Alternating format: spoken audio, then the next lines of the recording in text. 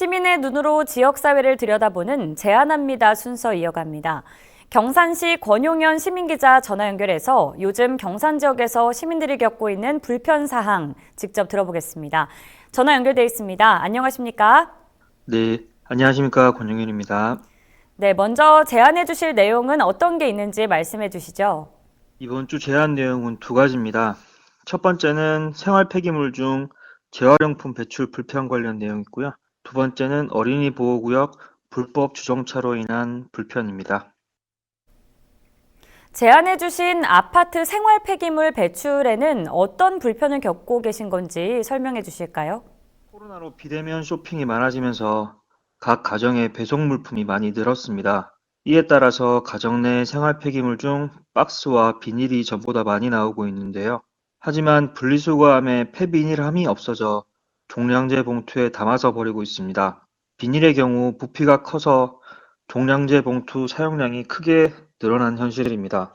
또한 재활용 마크가 표기되어 있는 비닐까지 종량제 봉투에 넣어서 버리면 매립이나 소각량이 늘어나 환경적으로도 문제가 될 것 같습니다. 그럼 이전까지는 비닐류 배출에 불편이 없다가 최근에 이런 불편을 겪고 계신 건가요? 경산시 아파트 경우에는 작년 4월에 폐기물 수거업체가 재활용품 수거를 거부한 적이 있습니다. 재활용품 가격 하락과 업체 보관 공간 부족으로 인해서 80여 개 약 4만 5천 가구가 불편을 겪었는데요. 그때부터인지 정확한 시기는 기억을 못하지만 돈이 안 되고 처리가 어려운 비닐류는 종량제 봉투에 넣어서 버리라는 아파트 공고가 붙었습니다. 관리사무소나 경산시에 이런 불편 사항을 문의해 본 적이 있으십니까? 네, 먼저 아파트 관리실에 물어봤습니다. 관리실에서는 아파트의 경우 경산시가 아닌 별도의 업체와 계약을 해서 재활용품을 처리하는데 해당 업체에서 비닐류 등은 오염이 된 물품이 많아서 수거를 거부하기 때문에 주민들에게 종량제 봉투에 넣어서 버리게 안내를 했다고 합니다. 경산시의 경우 비닐류 수거를 거부한 적은 없고 깨끗하게만 분리수거한다면 수거를 한다고 안내받았습니다.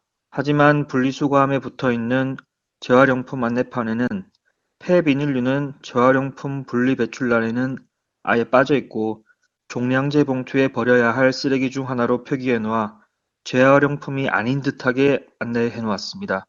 저는 그것이 더 문제라고 생각합니다. 네, 그렇군요. 아무래도 이 수거 시스템에 혼선이 없도록 바로잡든 주민들에게 분리배출에 대해서 제대로 안내를 하든 모쪼록 불편사항이 개선돼야 할 것으로 보입니다. 계속해서 어린이 보호구역 불법 주정차에 대한 불편사항도 좀 이야기해 주실까요? 최근 자동차 커뮤니티 등에 돌발적으로 갑자기 나타나는 어린이들 때문에 겪는 경험담이 많이 올라오는데요. 게시물별로 공통적인 사항이 보호구역 내 불법 차량들로 인해서 시야가 확보되지 않는다는 점입니다. 보호구역에서 지정 속도로 운전하더라도 불법 주정차 차량 사이로 아이가 갑자기 나오면 누구도 사고를 피할 수 없을 것입니다. 얼마 전 하교 시간에 경산시 초등학교 앞을 지나다가 깜짝 놀란 적이 있습니다. 학교를 마치는 아이들을 데리러 온 학원 차량과 학부모 차량이 한 대 뒤엉켜 통행하기 굉장히 곤혹스러웠습니다. 불법인데도 계속해서 주정차를 하게 되는 이유는 뭐라고 생각하시는지요?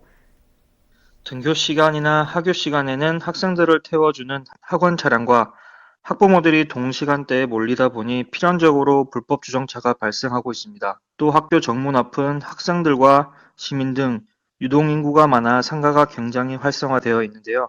상가를 이용하는 이용객들의 불법 주정차도 있는 것 같습니다. 얼마 전 초등학교 앞을 지나다 통행이 막혀 불법 주정차된 차량에 항의하자 학부모라고 밝힌 시민이 하교하는 아이를 태우기 위해서 잠깐 기다리는 중이라고 미안하다고 말하는 것을 들었습니다.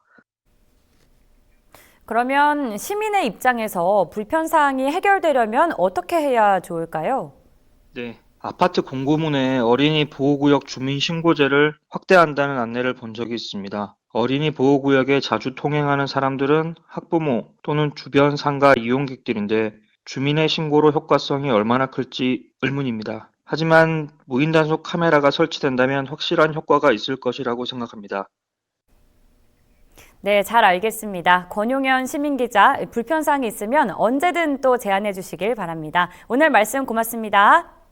네, 감사합니다.